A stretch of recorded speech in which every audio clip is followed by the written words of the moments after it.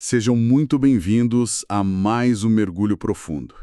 É excelente ter a companhia de quem nos ouve hoje, porque o tema que a gente vai explorar é daquelas coisas que, à primeira vista, parecem pertencer a uma época muito distante, sabe? Uhum, sim. Mas que carregam uma precisão, assim, cirúrgica para a confusão dos dias atuais. Nós vamos falar sobre a maestria emocional. Isso, e não é de qualquer perspectiva. Exato, não é. Mas atenção, a gente não vai fazer isso a partir da psicologia contemporânea ou daquelas dicas rápidas de autoajuda. Vamos analisar isso sobre uma ótica acadêmica, técnica e profundamente espiritual, que é a visão de São Francisco de Sales. Que é fascinante, diga-se de passagem. Muito, o nosso grande foco aqui vai ser o controle das emoções, com uma ênfase absoluta na superação da raiva e da ira, por meio de uma virtude que, convenhamos, muitas vezes é totalmente mal compreendida. A gente está falando da mansidão. Exatamente. E para estruturar essa nossa análise de hoje, a gente vai se debruçar sobre dois materiais de base que são riquíssimos e complementares. Quais são? O primeiro são excertos do clássico absoluto chamado Introdução à Vida Devota. É um verdadeiro manual prático escrito pelo próprio São Francisco de Sales, lá no século XVII. Certo. O segundo material complementa a teoria com a prática crua, que são trechos de O Espírito e Doutrina de São Francisco de Sales. Essa é uma compilação biográfica escrita por alguém que conviveu intimamente com ele, né? O discípulo dele, o bispo Jean-Pierre Camus. É uma combinação perfeita, então. Sim, porque nos permite ver não apenas o que o autor ensinava no papel, mas como ele aplicava isso na vida real, diante de adversidades, tipo, extremas. E a nossa missão nessa análise é bem ambiciosa, para dizer o mínimo. A gente vai entender por que a ira, mesmo aquela que a gente adora chamar de justa indignação, deve ser totalmente rejeitada segundo essa visão técnica. Totalmente rejeitada, sem concessões. Isso. E vamos também desvendar um método exato de São Francisco para resistir aos nossos piores impulsos, um método que ele chama de doce e eficaz. E, por fim, a gente vai explorar a impressionante luta física e psicológica que o próprio autor travou contra a natureza dele. Porque, e isso é surpreendente, ele era muito propenso à cólera. Nossa, sim. Para quem acha que os grandes mestres da serenidade já nasciam calmos e imperturbáveis, essa parte vai quebrar muitos paradigmas. Sem dúvida alguma. E para entrarmos de fato no corpo da nossa análise, a gente precisa estabelecer um tom mais técnico desde já, tá? Vamos lá. Os textos que analisamos não tratam as paixões humanas apenas como sentimentos vagos, poéticos ou abstratos. Eles tratam as emoções como mecanismos. Há uma verdadeira anatomia da emoção operando aqui. Uhum. Quando o autor aborda a virtude da mansidão, ele faz questão de separar isso da ideia de fraqueza ou passividade. Ele está descrevendo uma mecânica de controle extremamente refinada, um domínio tático sobre a própria mente. Certo, vamos desvendar isso. Logo no começo do texto, tem uma analogia muito peculiar sobre o crisma místico que a igreja utiliza. O texto menciona que esse crisma é composto por óleo de oliveira e bálsamo. Isso mesmo. E ele usa essa composição química e física para ilustrar a relação entre a humildade e a mansidão. Como exatamente funciona essa dinâmica que ele descreve? A metáfora tem uma base física muito interessante. O texto explica que o bálsamo, quando é misturado a outro líquido, ele tem a tendência natural de afundar, de ir para o fundo do recipiente. Tá, ele desce. Exato. Isso representa a humildade, que na visão dele é o reconhecimento da nossa própria pequenez, a nossa relação de submissão e profundidade para com o divino. A humildade busca o lugar mais baixo. Perfeito. Já o óleo de oliveira tem a propriedade física oposta. Ele flutua. Ele fica sempre por cima de qualquer outro líquido com o qual seja misturado. E esse óleo representa a mansidão na nossa relação com o próximo. Ou seja, a humildade nos puxa para o nosso centro, para baixo, e a mansidão é a camada que interage com o mundo exterior. Exato. A mansidão é a capacidade de passar por cima das ofensas. Assim como o óleo flutua sobre a água, a pessoa mansa flutua acima do nível das provocações, das injustiças e do sofrimento causado pelos outros. É uma imagem bonita. É a flor da caridade que se mantém na superfície inalterada e serena. Não importa o quão turbulenta esteja a água logo abaixo dela. É uma estabilidade que não se mistura com o caos alheio. Faz sentido na teoria, mas na prática isso levanta um ponto que vai contra tudo que a gente costuma aceitar hoje em dia. É a falácia da ira justa. Isso. Na nossa cultura, nós tendemos a glorificar a raiva justa. Se a gente sofre uma injustiça real, ignorar essa raiva não nos torna passivos. Usar a indignação como um motor para consertar as coisas parece aceitável e até necessário. Parece, né? Mas não é bem assim que o texto vê. Pois é, o texto proíbe o uso da raiva como ferramenta, mesmo sob o pretexto de consertar um erro. Por que essa rejeição é tão absoluta? Como o texto diferencia essa mansidão de simplesmente aceitar ser pisado? Se conectarmos isso ao cenário geral da tradição filosófica e espiritual que ele herda, a explicação fica muito clara e responde exatamente a essa dúvida sobre a passividade. São Francisco de Sales resgata um alerta direto de Santo Agostinho, feito numa carta a um jovem bispo chamado Profútero. O argumento técnico aqui não é sobre aceitar a injustiça, mas sobre a ferramenta que a gente escolhe para combatê-la. Qual é a regra? A regra é que a razão nunca deve utilizar a ira como seu soldado. Porque o soldado pode se virar contra o comandante. Exatamente. No momento em que a razão chama a paixão da ira para ajudar a impor a justiça ou estabelecer limites, a paixão se torna tirânica. Ela toma o controle. Toma. Ela destitui a razão do seu trono e perde completamente a autoridade. A razão que usa a fúria se torna odiosa e cega. E o texto faz uma analogia política muito precisa. Imagine um príncipe visitando as terras dele. Tá, um príncipe sozinho. Em tempos de paz, a presença solitária do príncipe traz alegria e ordem. Mas quando ele passa liderando um exército inteiro, mesmo que o objetivo seja defender o próprio povo, a marcha militar traz danos, destruição e medo. Nossa, sim. Porque sempre tem soldados indisciplinados que saqueiam e destroem o que vem pela frente. A ira é esse soldado indisciplinado. A gente acha que está controlando a raiva para exigir os nossos direitos, mas no processo acaba destruindo as relações e perdendo a própria razão. É o famoso perder a razão na forma de cobrar. E o texto aprofunda isso com uma comparação visual da ira com uma serpente. Ah, essa é muito boa. Ele diz que é crucial fechar a porta totalmente para a raiva, porque a mecânica dela é idêntica à de uma cobra. Por qualquer fresta minúscula que a cabeça consiga passar... O corpo inteiro entra facilmente logo em seguida. Exatamente. Não existe só um pouquinho de raiva justa. Se a cabeça entra, o veneno já está dentro. E a mecânica dessa paixão, segundo a leitura, é extremamente sorrateira, principalmente com o passar do tempo. O texto adverte, citando o apóstolo Paulo, que não se deve deixar o sol se pôr sobre a ilha. E a explicação psicológica para isso é fascinante.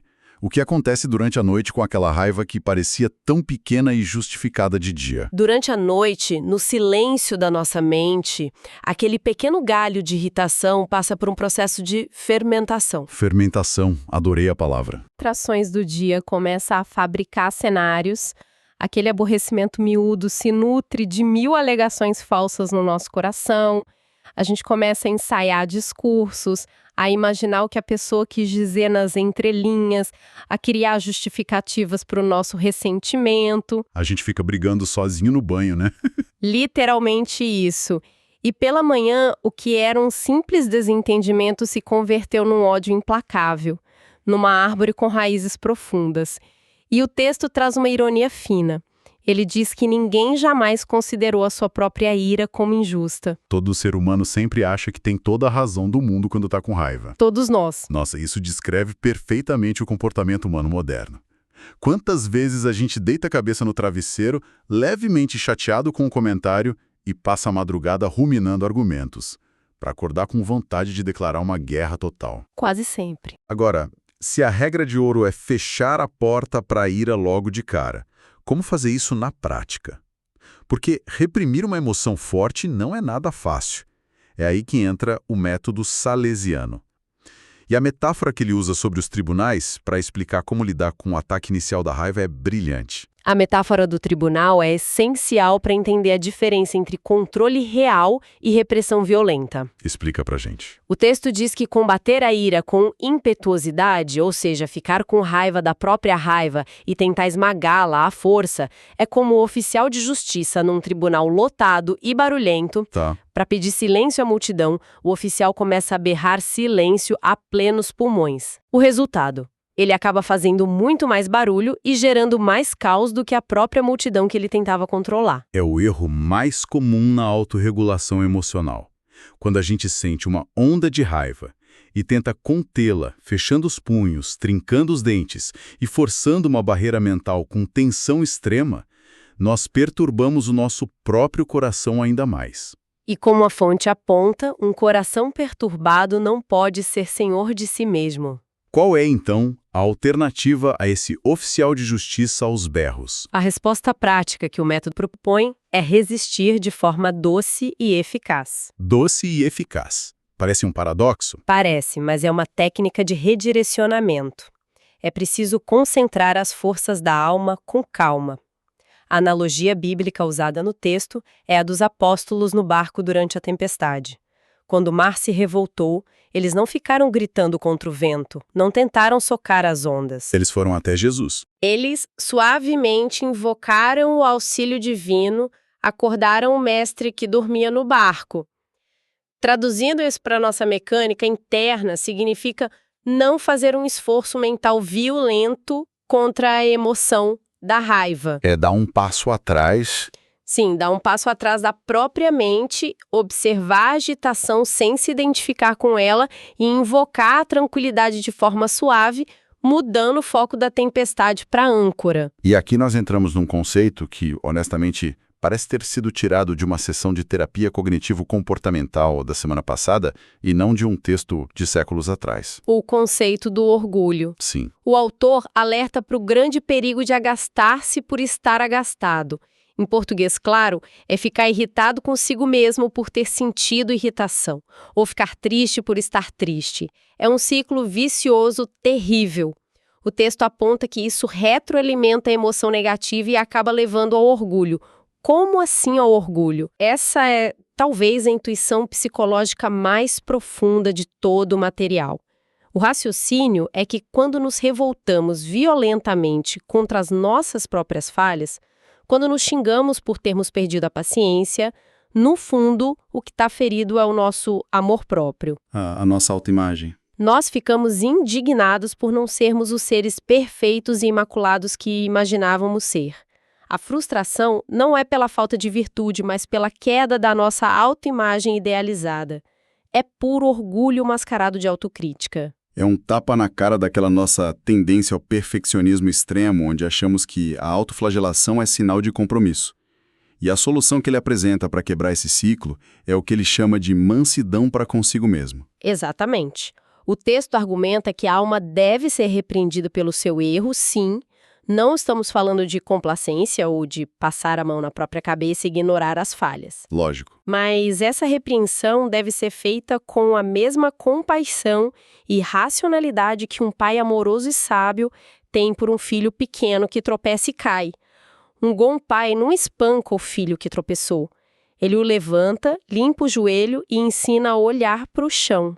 É uma mudança de perspectiva enorme. Muito. Se caímos na vaidade, no ciúme ou na irritação, não devemos nos flagelar mentalmente dizendo como sou inútil, não tenho conserto.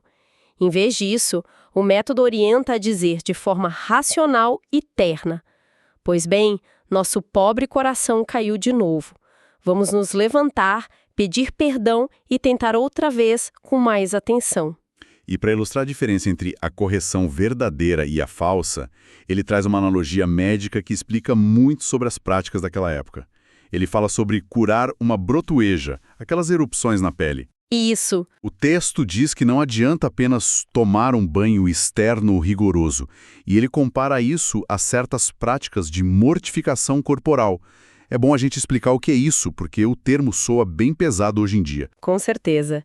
Naquele contexto histórico e monástico, a mortificação corporal envolvia práticas de punição física severa, como jejuns extremos, uso de silícios ou autoflagelação que as pessoas faziam para pagar por seus erros, acreditando que infligir dor à própria pele curaria a falha da alma. E o que ele diz sobre isso? O que São Francisco de Sales está dizendo com a analogia da brotoeja é algo revolucionário para o meio dele. Ele afirma que essa agressão externa é inútil se não houver mudança interna. Para curar a erupção na pele, o médico precisa purificar o sangue do paciente, tratar a raiz sistêmica. Na vida emocional, o sangue representa o coração e as intenções. Ou seja, a correção verdadeira é profunda e purificadora, baseada no entendimento e na doçura, e não numa punição externa desesperada e violenta. Fazer jejum com o coração cheio de ódio de si mesmo não serve para absolutamente nada, segundo essa lógica. Perfeito. O banho externo sem a purificação do sangue resulta no que o texto chama de falsa mansidão. Aquela que só existe na aparência. Aquela mesma, a da fachada. O autor alerta duramente contra as pessoas que têm uma linguagem mansa, que falam baixo, usam maneiras super cerimoniais e polidas, mas que por dentro fervem de ressentimento e guardam rancor por qualquer mínima alfinetada. A famosa agressividade passiva. Exato. A verdadeira purificação exige que a mansidão seja o estado contínuo do nosso sangue interior. Tratar a nós mesmos com doçura após uma falha é a única forma de garantir que a irritação não se instale de forma crônica na nossa personalidade. É aqui que a coisa fica realmente interessante. Porque, sejamos francos, é muito poético e inspirador ler sobre mansidão, doçura e óleo de oliveira num livro isolado do mundo. Mas a grande prova de fogo é a realidade empírica. A vida real não perdoa. Não mesmo. E a teoria de São Francisco de Sales foi testada ao extremo no moedor de carne da vida real. As histórias relatadas pelo discípulo dele, o bispo Camus, mostram que ele não vivia numa bolha isolada meditando o dia todo. Ele administrava crises e lidava com pessoas absolutamente intragáveis. Sem dúvida. A compilação biográfica de Camus traz relatos de testes de paciência que, aos olhos modernos, são quase difíceis de acreditar. Conta aquela do fidalgo. Ah, essa é clássica. Há um caso muito detalhado e famoso de um fidalgo da região, um homem extremamente soberbo, que foi até o bispo exigir que Francisco lhe concedesse um benefício ao qual ele não tinha o menor direito. Diante da recusa educada, esse homem perdeu totalmente o controle. O que ele fez? Ele começou a berrar, a vomitar os insultos mais terríveis e até ameaçar fisicamente o bispo dentro do próprio gabinete. E qual foi a reação de Francisco? Um silêncio absoluto e um semblante inalterado. O oficial de justiça do tribunal não gritou de volta? Nem um sussurro. Depois que o fidalgo finalmente foi embora, exausto e ainda mais furioso por não ter conseguido a sua vontade, nem ao menos arrancar uma reação agressiva, um clérigo que acompanhou tudo estava perplexo e indignado com a falta de reação de Francisco. E a resposta dele é sensacional. Sim, a explicação do bispo foi uma aula de dissociação tática. Ele disse que a consideração dele pelo homem ia até o altar.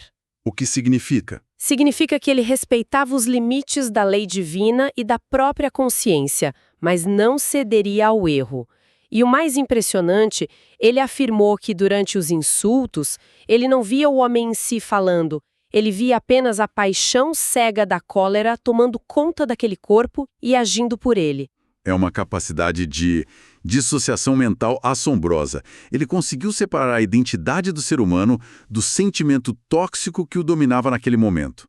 É como não se ofender com os gritos de alguém que está delirando de febre. A comparação é ótima. E as fontes trazem um caso ainda mais extremo, que envolve risco de vida real. O caso do advogado de Genebra. Nossa, esse é de arrepiar. Esse homem tinha um ódio tão doentio e implacável pelo santo que, certa noite, chegou a atirar com uma pistola nas janelas do Palácio Episcopal. E, não satisfeito, ainda feriu com um golpe de espada o vigário que trabalhava com Francisco. É um cenário de violência explícita e o desenrolar é o que nos deixa sem palavras. Algum tempo depois, esse advogado foi preso pelas autoridades civis por outros crimes e acabou condenado à morte. Quando a notícia chegou, O que Francisco fez? Imagino que a maioria celebraria a justiça sendo feita. Pois ele não celebrou.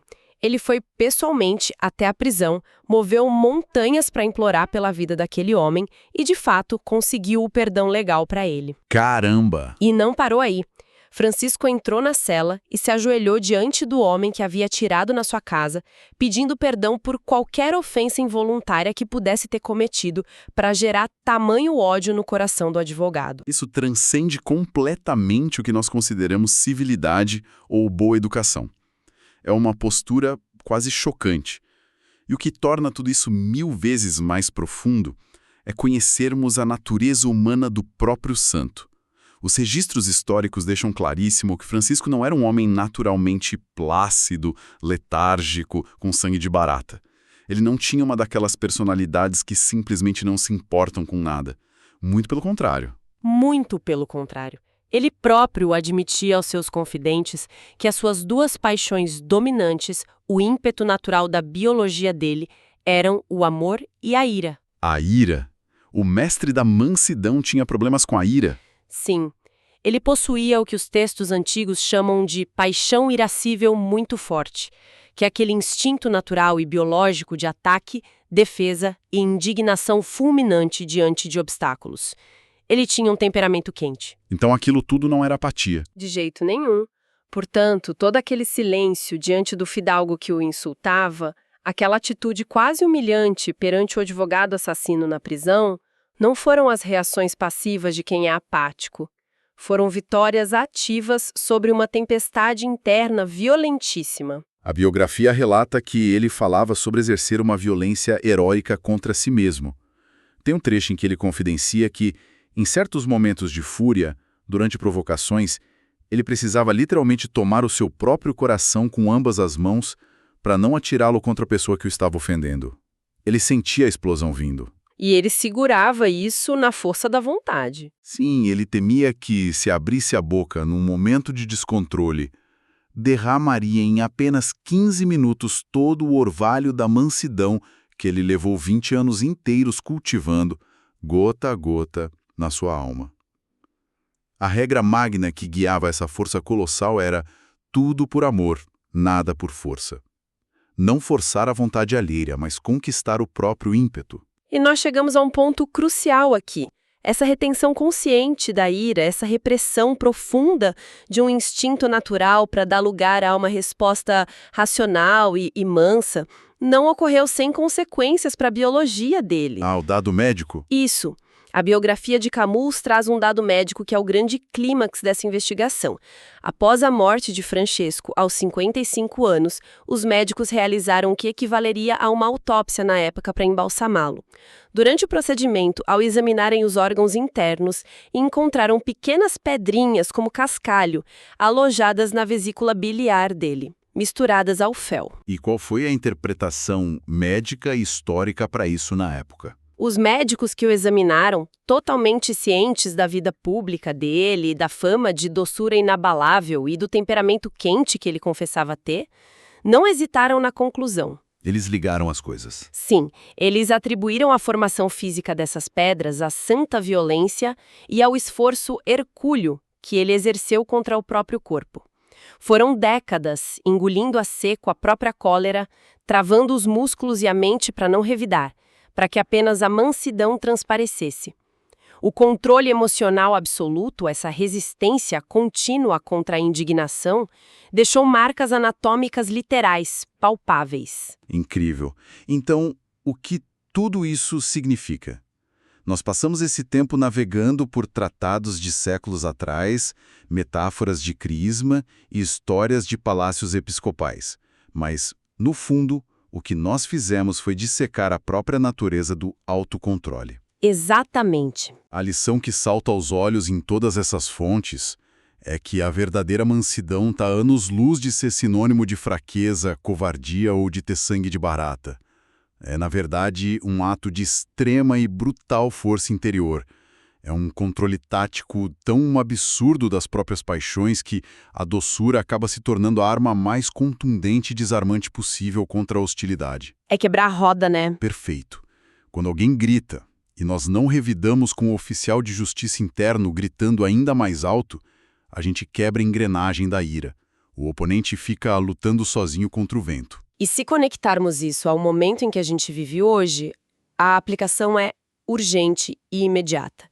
Nós vivemos numa era definida pela reatividade instantânea, onde a indignação performática é a moeda de troca nas redes sociais e nas ruas, onde qualquer discordância vira uma guerra. Nem me fale. Esse tratado, com sua linguagem antiga, nos oferece atalhos vitais para a preservação da nossa sanidade mental e das nossas relações. A prática diária de não reagir ao ruído com mais ruído, a disciplina de não deixar o sol se pôr sobre a nossa raiva, evitando que um galinho de aborrecimento fermente até virar uma árvore de ressentimento. E a mansidão consigo mesmo. Principalmente isso. A sabedoria psicológica de tratar as nossas próprias falhas com compaixão paternal, em vez de autoflagelação. Tudo isso forma um antídoto poderoso para a ansiedade crônica e a polarização que nos cercam. É, sem exagero, um manual de sobrevivência emocional para qualquer época. E pensar que custou pedras na vesícula para quem o desenvolveu e o viveu até as últimas consequências.